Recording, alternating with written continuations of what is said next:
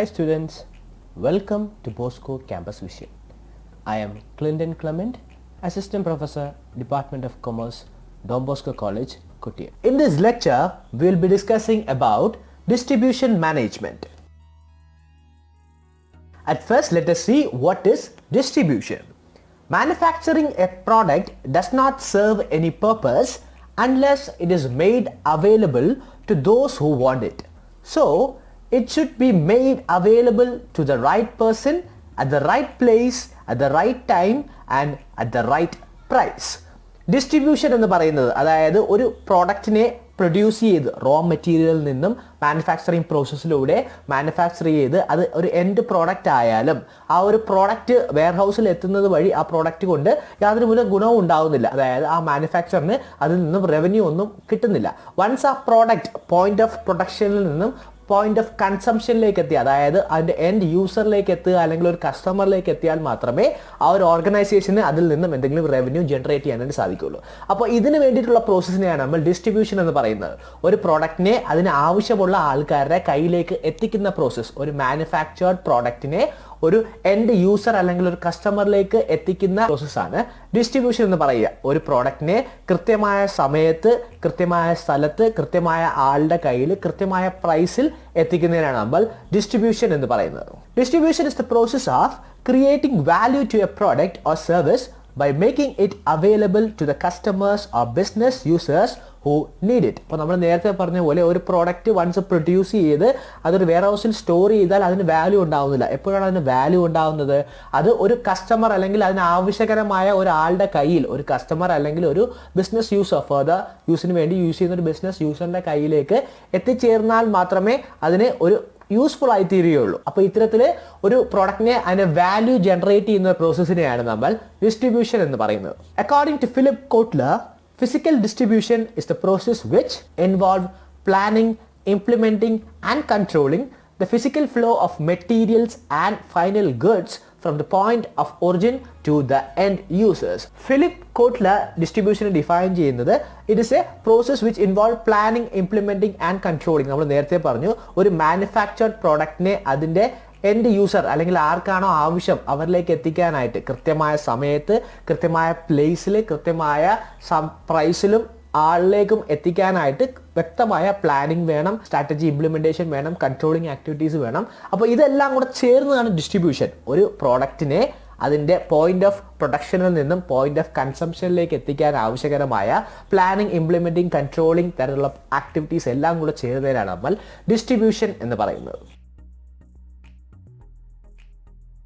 Now let us look into the objectives or importance of distribution.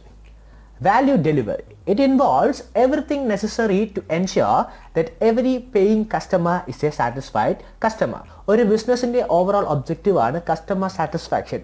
അപ്പോൾ അതിലേക്ക് help ചെയ്യുന്നൊരു പാർട്ടാണ് ഡിസ്ട്രിബ്യൂഷൻ എന്ന് പറയുന്നത്. അതായത് ഒരു കസ്റ്റമറിന് ആവശ്യകരമായ പ്രോഡക്റ്റ് അവർക്ക് ആവശ്യകരമായ സമയത്ത് റീസണബിൾ ആയിട്ടുള്ള പ്രൈസിൽ കറക്റ്റ് ടൈമിൽ എത്തിക്കുന്ന ഒരു പ്രോസസ്സാണ് ഡിസ്ട്രിബ്യൂഷൻ എന്ന് പറയുന്നത്. നമ്മൾ നേരത്തെ പറഞ്ഞു ഒരു പ്രൊഡക്റ്റിനെ പ്രൊഡ്യൂസ് ചെയ്ത് കഴിഞ്ഞാൽ അതിനെ കസ്റ്റമറിലേക്ക് എത്തിയാൽ മാത്രമേ അതിനൊരു വാല്യൂ ഉണ്ടാവുന്നുള്ളൂ. അപ്പോൾ ഒരു വാല്യൂ ഡെലിവറി പ്രോസസ്സ് കൂടിയാണ് ഡിസ്ട്രിബ്യൂഷൻ എന്ന് പറയുന്നത്.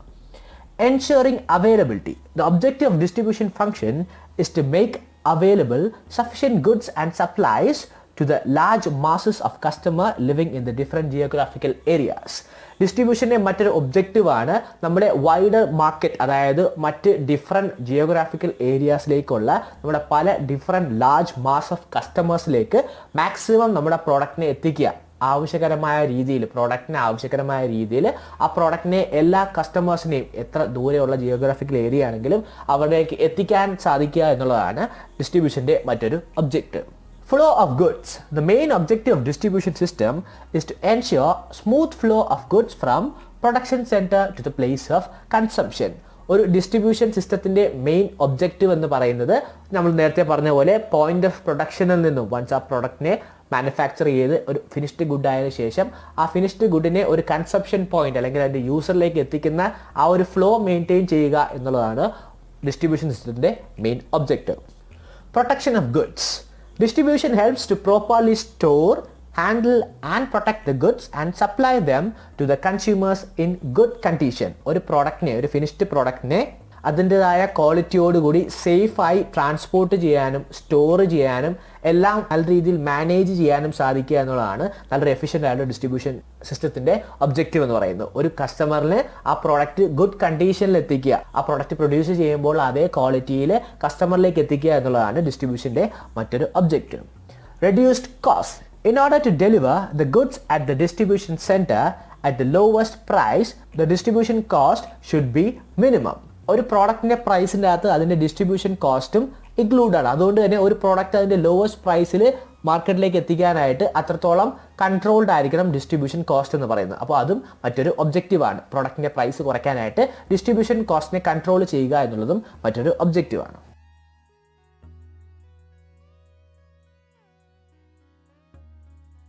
Maintaining minimum inventory. If the distribution system is very strong, speedy and dependable, large quantity of inventory need not be stored by the manufacturer and distributor.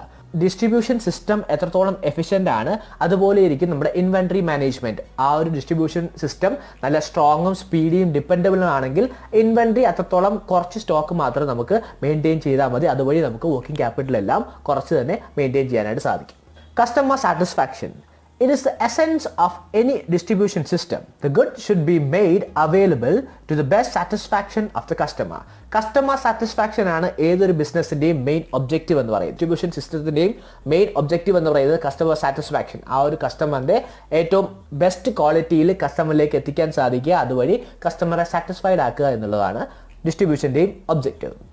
Profit maximization. The ultimate aim of manufacturing and distribution of goods is to earn profit and to bring it to the maximum. നമ്മൾ നേരത്തെ പറഞ്ഞു ഒരു പ്രൊഡക്റ്റിനെ produce ചെയ്ത് കഴിഞ്ഞാൽ അതിനെ അവരുടെ end പോയിന്റിലേക്ക് എത്തിക്കുമ്പോൾ മാത്രമാണ് കമ്പനിക്ക് റവന്യൂ ജനറേറ്റ് ചെയ്ത് തുടങ്ങുന്നത്. അപ്പോൾ ഡിസ്ട്രിബ്യൂഷൻ്റെ മറ്റൊരു ഒബ്ജക്റ്റീവാണ് പ്രോഫിറ്റ് മാക്സിമൈസേഷൻ. മാക്സിമം പ്രൊഡക്ട്സിനെ കസ്റ്റമറിലേക്ക് എത്തിക്കുക, അതുവഴി പ്രോഫിറ്റ് ഏൺ ചെയ്യുക, അത് മാക്സിമൈസ് ചെയ്യുക. Creating time and place utility. Physical distribution activities help in creating time and place utility. This is done through transportation and warehousing.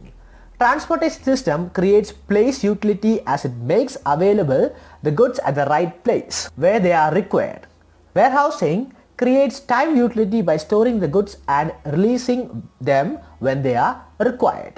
ഒരു ഡിസ്ട്രിബ്യൂഷൻ സിസ്റ്റത്തിൻ്റെ മെയിൻ ആയിട്ടുള്ള രണ്ട് കമ്പോണൻസ് ആണ് ട്രാൻസ്പോർട്ടേഷൻ സിസ്റ്റവും വെയർ ഹൗസിംഗ് സിസ്റ്റവും. ഒരു ട്രാൻസ്പോർട്ടേഷൻ സിസ്റ്റം ആ ഒരു പ്രോഡക്റ്റിനെ കൃത്യമായിട്ട് അത് ആവശ്യകരമായ രീതിയിൽ ആവശ്യകരമായ സ്ഥലത്ത് എത്തിക്കാനായിട്ട് ഹെൽപ്പ് ചെയ്യുന്നുണ്ടെങ്കിൽ വെയർ ഹൗസിംഗ് സിസ്റ്റം ഒരു പ്രോഡക്റ്റിനെ കൃത്യമായിട്ട് സ്റ്റോർ ചെയ്യാനും അതിനാവശ്യമുള്ള സമയത്ത് പ്രോഡക്റ്റിൻ്റെ ആവശ്യം വരുമ്പോൾ അതിനെ റിലീസ് ചെയ്യാനും ഹെൽപ്പ് ചെയ്യുന്നു. അപ്പോൾ ഇതുവഴി ഒരു ഡിസ്ട്രിബ്യൂഷൻ സിസ്റ്റം ഓവറോൾ ടൈമും പ്ലേസും യൂട്ടിലിറ്റി ക്രിയേറ്റ് ചെയ്യാനായിട്ട് സഹായിക്കുന്നുണ്ട്. Better standard of living. Proper distribution of necessary goods and services to the consumers at right time not only satisfies the customer but also brings changes in their life standard. കൃത്യമായിട്ടുള്ള രീതിയിൽ പ്രോഡക്ട്സിനെ കസ്റ്റമറിലേക്ക് എത്തിക്കുന്ന വഴി കൃത്യമായ സമയത്ത് അവർക്ക് ആവശ്യകരമായ രീതിയിൽ അവർക്ക് ആവശ്യകരമായ റീസണബിൾ പ്രൈസിൽ പ്രോഡക്റ്റിനെ എത്തിക്കുന്ന വഴി കസ്റ്റമർ സാറ്റിസ്ഫൈഡ് ആകുക മാത്രമല്ല പുതിയ പുതിയ പ്രോഡക്ട്സ് അവരിലേക്ക് എത്തുന്ന വഴി അവരുടെ ലിവിങ് സ്റ്റാൻഡേർഡും ചേഞ്ച് ചെയ്യും. Communication. Producers can make flow of information and messages to consumers about their products, price, promotion, etc. to distribution channels.